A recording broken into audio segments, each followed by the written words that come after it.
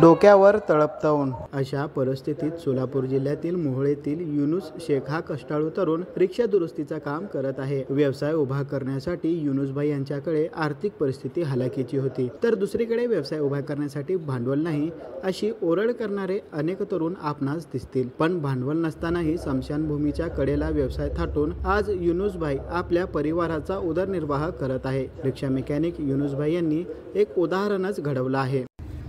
अडचणी काय नाही, म्हणजे कसं आहे, मला आवड होती या धंद्याची, गॅरेज कामाची, आणि त्यात मी पहिले रिक्षा चालवतो, त्यामुळं मला जरा नाद असल्यामुळे मी हे काम शिकलो। सोलापूरला काम शिकलं, परत इथं शिकून आलो, परत इथली मोहोळमधली चांगली कामं या लागली, चाला लागलं। मग गाळं भाड्यानं घ्यायचं म्हणलं की त्याला डिपॉझिट भरपूर आहे, त्यामुळं आपली परिस्थिती नाही डिपॉझिट भरून भाडं भरण्याची।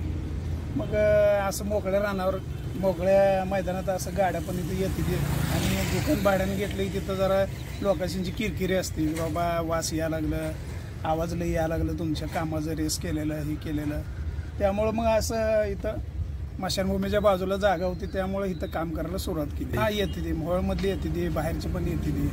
आता या कामाला मला एक 10 वर्ष झाली साहेब। कधी बी इमर्जन्सी त्यांची फॅमिली असली तर जात असतो मी। मग त्यांच्या संग कोण माणसं असले तर त्यांना, माझ्या हातात जरा काम असलं तर त्यांना टोचन करून इथं आणा बाबा, इथं आणल्यावर काम असलं तर, काम नसलं तर जात असतो। दुकानाला नाव नाही, पण चांगलं नावावर चालव देवाचे। युनुसभाई यांच्या हातात असलेल्या रिक्षा रिपेरीच्या कौशल्यामुळे त्यांना शोधत रिक्षा चालक स्मशानभूमीकडे येतात। मोहोळ तालुक्यात कुठेही रिक्षा बंद पडली तरीही ते त्या जागेवर जाऊन रिक्षा रिपेरी करून देतात। अत्यावश्यक काळात त्यांनी दिलेल्या सेवेमुळे अनेक रिक्षा चालक तसेच रिक्षातील प्रवासी त्यांचे आभार मानतात। एक वेगळंच नातं रिक्षा चालकाचं आणि युनुसभाईचं निर्माण झालं आहे। आपल्या परिस्थितीशी झुंज देत युनुसभाई यांनी हा व्यवसाय उभा केला आहे, पण त्यांना इथेच थांबायचं नाही।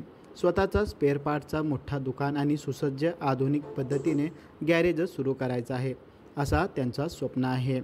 Irfan Patel, news 18 local, Solapur.